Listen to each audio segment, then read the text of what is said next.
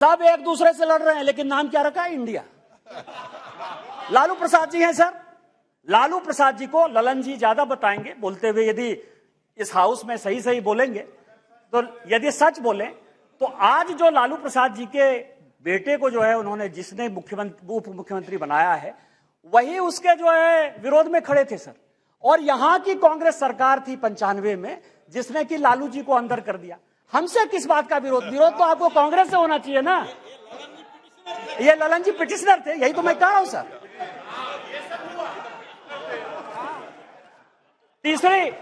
तीसरी पार्टी है सर मुलायम सिंह यादव जी।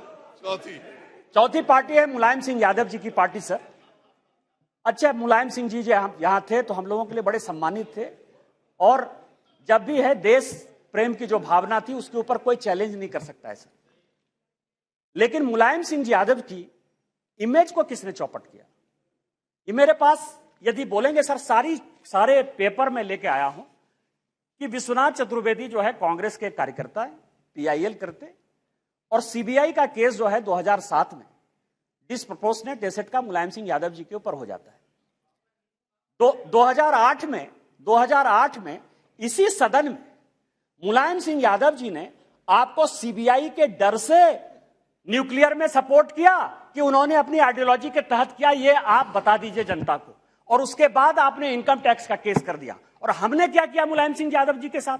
हमको पता था कि वो ईमानदार आदमी है, हमको पता है कि देश के प्रति उनकी भावना जो है, और ये पिछड़े दलित शोषित वर्ग से आते हैं, इसीलिए कांग्रेस ने उसको ये किया। हम लोगों ने सीबीआई के सारे केस को खत्म किया, और आज मुलायम सिंह यादव जी के ऊपर केस ने, फिर भी मुलायम सिंह यादव जी हमारे विरोध में, और उसके बाद पद्म भूषण भी दिया हमने। उस दिन सुप्रिया जी बहुत बोल रही थी, एनसीपी है नेचुरली करप्ट पार्टी। कहा है सर? माननीय प्रधानमंत्री जी ने कहा है, बीजेपी कहती है, हम लोग कहते रहते। मैं गया उनके तह पर गया कि 80 में मैं केवल अपोजिशन यूनिटी की बात कर रहा हूं सर। 80 में शरद पवार साहब की चुनी हुई सरकार को किसने बर्खास्त किया? हमने नहीं किया, इस कांग्रेस पार्टी ने किया। इस आधार पर शरद पवार साहब ने एक अलग एनसीपी बनाई थी, हमने नहीं कहा शरद पवार साहब को बनाने के लिए। इस आधार पर जब हम पहली बार यहां जीत कर आए तो रोज जो है इसी तरह की महंगाई की बात होती थी, एक एक्सचेंज की बात, कमोडिटी एक्सचेंज की बात होती थी, रोज पवार साहब के ऊपर आरोप लगते थे, हमने नहीं लगाया। और फाइनली पवार साहब जैसे सीनियर आदमी को कंज्यूमर अफेयर्स मिनिस्ट्री छोड़ना पड़ा। और उसके बाद मैं कागज देख रहा था सर, 2012 और 13 में जिसके लिए कहा कि 70,000 करोड़, जिसके लिए कि काफी, पहले तो अब धीरे से बोलती थी, हंस के बोलती थी तो अच्छा बोलती थी, अभी थोड़ा जोर जोर से बोलती है। अब आप समझिए कि व्हाइट पेपर इसी कांग्रेस के चीफ मिनिस्टर पृथ्वीराज चौहान ने किया। छगन भुजबल जी के ऊपर महाराष्ट्र सदन का केस इसी पृथ्वीराज चौहान ने किया, उन्हीं के एसीबी ने किया। 70,000 करोड़ के इरिगेशन स्कैम का भी केस इसी कांग्रेस ने किया। हमने क्या किया आपके साथ? हमसे क्यों, किस बात की लड़ाई है? हमने आपके साथ क्या किया? आपको तो इस कांग्रेस को देखना चाहिए था। इसके बाद एक पार्टी है सर, फारूक अब्दुल्ला साहब, बड़े सीनियर हैं यहां। 1953 में, याद करिएगा सर, 1953 में शेख अब्दुल्ला साहब को जेल में इसी कांग्रेस पार्टी ने बंद किया। 1975 तक 22 साल वो आदमी जेल में रहा इस कांग्रेस पार्टी के कारण। और उसके बाद समझौता किया, शेख इंदिरा समझौता 1975 में। इनका विरोध उसके साथ होना चाहिए कि हमारे साथ होना चाहिए? यहां ओवैसी साहब बैठे हैं, उस दिन पूछ रहे थे कि मैं इधर रहूं कि उधर रहूं। आप तो मुसलमानों की बात करते हैं। सच्चर कमेटी की रिपोर्ट इसी मनमोहन सिंह जी की सरकार ने लाया, उसने कहा कि पूरे देश में मुसलमानों की हालत खराब है। आपको विरोध इस कांग्रेस से होना चाहिए, हमारे साथ प्यार होना चाहिए कि आप उसके साथ अविश्वास प्रस्ताव पे खड़े हो। और बचे जेडीयू सर, जेडीयू। और मैं बड़ी गंभीरता के साथ एक बात आपको कहना चाहता हूं कि 2005 में जब जेडीयू की सरकार नहीं बनी और रामविलास पासवान जी की आवश्यकता पड़ गई, वो मीटिंग 2 जगह पर हुई सर। एक पत्रकार के घर पर हुई जिसका नाम मैं नहीं बोलना चाहता, और दूसरी मीटिंग रामविलास पासवान जी, नीतीश जी की मेरे घर पर हुई सर। और उस वक्त का मैं एक चीज और खुलासा कर देना चाहता हूं कि जेडीयू को यदि सबसे ज्यादा किसी ने फंड करवाया होगा तो यदि 2, 4, 5 आदमी होंगे तो उसमें एक नाम निशिकांत दुबे का भी है। आप मेरा विरोध कर रहे हैं, मेरा है, मैं on the floor of the house कर रहा हूं, बड़ी गंभीरता के साथ कर रहा हूं। आप उसकी बात कर रहे हैं, आप पूछ लीजिएगा अपने मुख्यमंत्री से।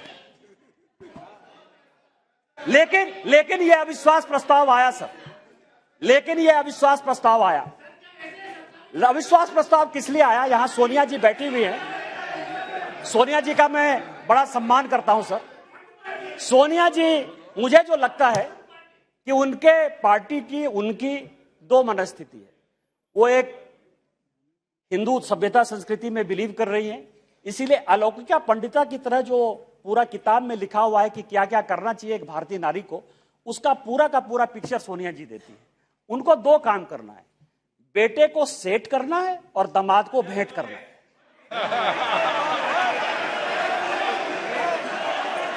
अरे जिसका नेम ले रहा है वो बोले ना, जिसका नेम ले रहा है वो बोले, ये लोग क्यों बोल रहे हैं?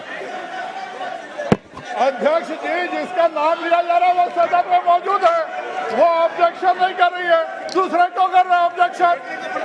दूसरे क्यों ऑब्जेक्शन कर रहे हैं? वो खुद सदन में मौजूद है, उनको कोई ऐतराज नहीं है। दूसरे ऐतराज करने वाले कौन होते हैं? जब ऑलरेडी सदन में लोकसभा की माननीय सांसद मौजूद है और वो ऐतराज नहीं कर रही है, तो दूसरे ऐतराज करने वाले कौन होते हैं? अब आप समझे सर, मैंने दोनों बातें कही कि बेटे को सेट करना है और दामाद को भेंट करना है। मैं अपने बात पर कायम हूं सर। आप ये समझे सर, ये केस है सर, इनकम टैक्स का केस चल रहा है। नेशनल हेराल्ड का इनकम टैक्स का एक केस चल रहा है ट्रिब्यूनल में। मैं जो भी पेपर कहेगी कांग्रेस, मैं on the floor of the house जो है इसको रखने को तैयार हूं। और यदि इसमें एक भी बात गलत होगी तो मुझे आप सदस्यता से उसी दिन निकाल दीजिएगा सर। लेकिन कांग्रेस पार्टी को सुनना चाहिए सर। इनकम टैक्स अथॉरिटी ने कहा कि ये फाउंडेशन के जितने इनके केस है, नेशनल हेराल्ड के जितने केस हैं, उसकी असेसमेंट करें। हाई कोर्ट का आदेश सर, हाई कोर्ट का आदेश आ गया, हाई कोर्ट का आदेश आ गया कि इसको जो है सेंट्रलाइज करना। ये हाई कोर्ट का आदेश है सर। अभी ये सुप्रीम कोर्ट चले गए।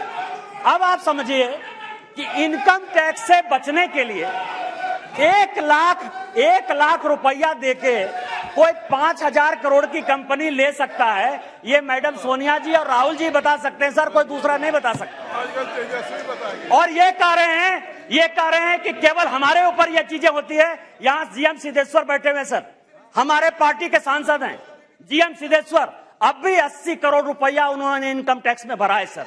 यदि मोदी जी आपको चोर कहने की बात करते हैं तो अपने पार्टी के भी लोग जो दोषी हैं उनको भी 80 करोड़ रुपया दिया। मैं ऑन रिकॉर्ड कर रहा हूं सर, जीएम सिद्धेश्वर को 80 करोड़ देना पड़ा। बीजेपी के 4 बार के सांसद हैं और आप इनकम टैक्स के लिए बचाव करने के लिए सुप्रीम कोर्ट जाने की बात करते हो। ईडी की रेड होती है सर। और मैं आपको बताऊं कि एक भाग गया है, भंडारी है, मैं उसका पूरा नाम नहीं लूंगा क्योंकि भंडारी कोई भी हो सकता है सर। किसी भी दिन वो यूके से लौट कर आ जाएगा। मैंने इसी हाउस में कहा था कि किसी आदमी का जो है, दामाद जी का जो है मकान है लंदन में, ये कोर्ट का ऑर्डर है सर। एक आदमी जो भागा उसका नाम है सीसी थम्पी। कोर्ट के आदेश के बाद उसका बेल हुआ। इस कोर्ट का ऑर्डर है सर। उस कोर्ट के ऑर्डर में सीसी थम्पी ने ये एक्सेप्ट किया कि उसने जो दामाद जी हैं, दामाद जी के नाम पर, कौन दामाद? कोई भी दामाद हो सकता है। इनको दामाद जी से क्या प्रॉब्लम है सर? मेरा भी दामाद हो सकता है।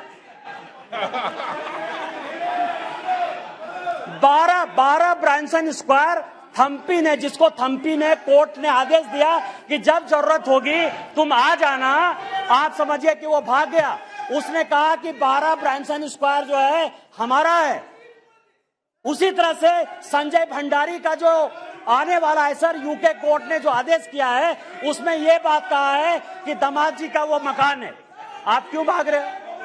तो जो मैंने आपको कहा कि ये जो अविश्वास प्रस्ताव है सर, ये अविश्वास प्रस्ताव का जो मूल मंत्र है कि बेटे को जो है सेट करना है और दामाद को भेंट करना है। कल जो है सर, कल मेरी बात पर जो है बड़ा हंगामा हुआ, न्यूज क्लिक के ऊपर बड़ा हंगामा हुआ। आज प्रेस कॉन्फ्रेंस हुआ सर, प्रेस कॉन्फ्रेंस में मैं एक बताऊं, यदि न्यूज क्लिक का नाम यदि डिलीट या रेस्टोर हो गया, कांग्रेस को क्या समस्या है सर? न्यूज क्लिक आपका कौन लगता है? पुरकास्ट का नाम यदि रेस्टोर हो गया, पुरकास्ट आपका क्या लगता है?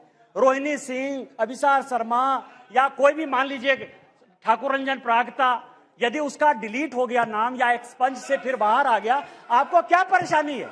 आपका कोई मतलब नहीं है। और मैं ऑन रिकॉर्ड एक और रिविलेशन करना चाहता हूं सर, कि सीपीएम के जो जनरल सेक्रेटरी, पूर्व जनरल सेक्रेटरी थे प्रकाश कारात साहब, उनका पूरा का पूरा मेल मैं ऑन रिकॉर्ड आपको लाना चाहता हूं कि जो वो नेवेली राय सिंघम था उसके साथ उनके हजारों मेल हैं। और जब आप कहेंगे मैं ऑन रिकॉर्ड उसको पेश कर दूंगा सर कि सीपीएम किस तरह से देशद्रोही पार्टी के साथ है। हम तो आइडियोलॉजी में मानने वाले हैं। यदि हमने सीपीएम के साथ लड़ाई की आइडियोलॉजिकल, तो आज तक हमने सीपीएम के साथ समझौता नहीं किया, आज तक हमने समझौता नहीं किया। यदि हमने कहा कि कोई मुस्लिम लीग जिसने कि भारत विभाजन किया, आज तक वोट बैंक की राजनीति के बाद हमने मुस्लिम लीग के साथ नहीं लिया।